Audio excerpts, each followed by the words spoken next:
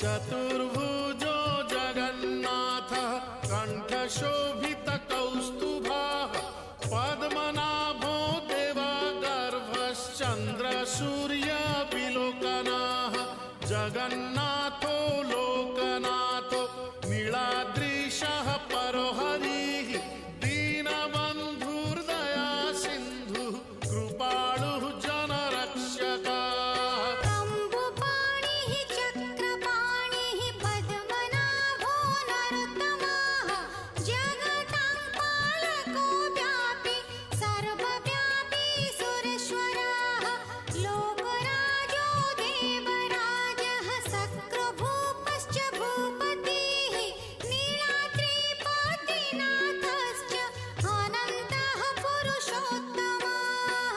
क्षोभ्यायः कल्पतरुः विमला प्रीतिवर्धनः बलभद्रो वासुदेवो माधवो मधुसूदनः दैत्यारिः पुण्डरीकाक्षो वनमाली बलप्रियः ब्रह्मा विष्णु वृष्णिवंशो मुरारिः कृष्णकेशवः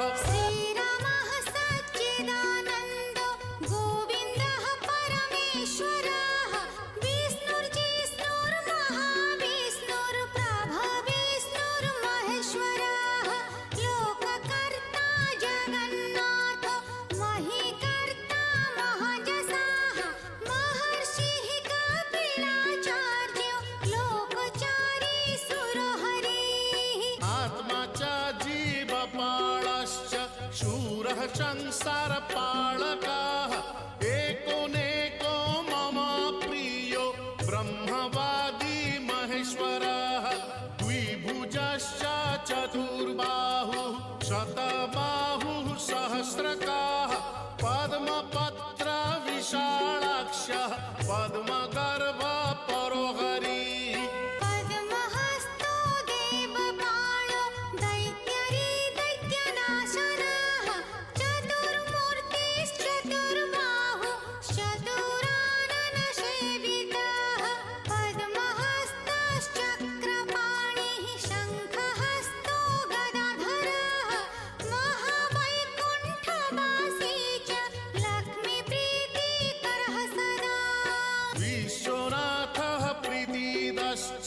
सर्वदेवा प्रियंकरः विश्वव्यापी दारुरूपश्चन्द्र सूर्य विलोचनः गुप्तगन्धोपलब्धिश्च तुलसी प्रीतिवर्धनः जगदीशः श्रीनिवासः श्रीपतिः श्रीगदाग्रजः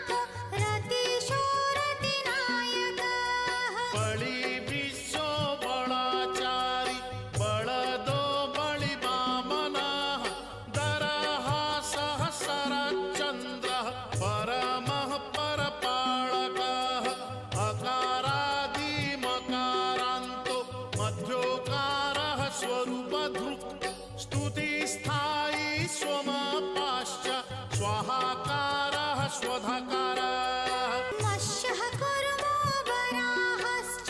नरसिंहश्च वामनः परशुरामो महावीर्यो रामो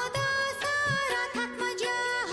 देवकी नन्दनः श्रेष्ठो नृहरिः नरपालकः वनमाली देहधारी पद्ममाली विभूषणः मल्लिका माळधारी च जातिज्योतिप्रियः सदा बृहत्पिता महापिता ब्राह्मणो ब्राह्मणप्रियः कल्पराजः खगपतिर्देवेशो देववल्लभः परमात्मा बलो राज्ञं माङ्गल्यं सर्वमङ्गलः सर्वबलो देहधारी राज्ञं च बलदायकः नानापक्षी पतङ्गानां पावनो परिपालकः वृन्दावन विहारी च नित्यस्थलविहारकः क्षेत्रपालो मानवश्च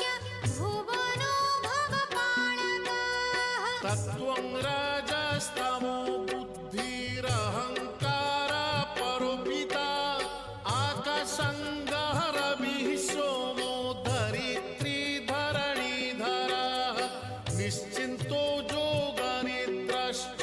कृपाणुः देहधारकः सहस्रशीर्षा श्रीविष्णुर्नित्यो जिष्णुर्निरलयः कर्ता च धाता च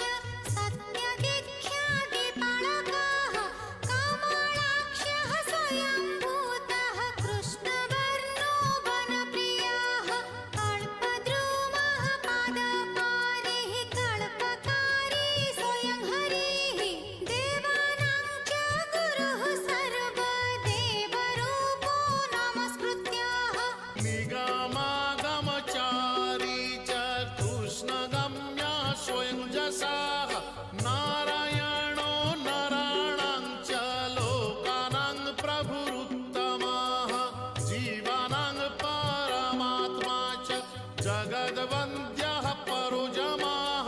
भूतवासी परोक्षश्च सर्ववासी चराश्रयः कन्दर्परक्षकारी च कामदेव पितामहः कोटिभास्कर संज्योतिः कोटिचन्द्र सुशीतलः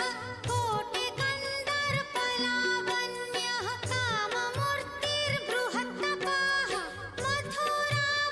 मथुरापुरवासी च द्वारिको द्वारिकापतिः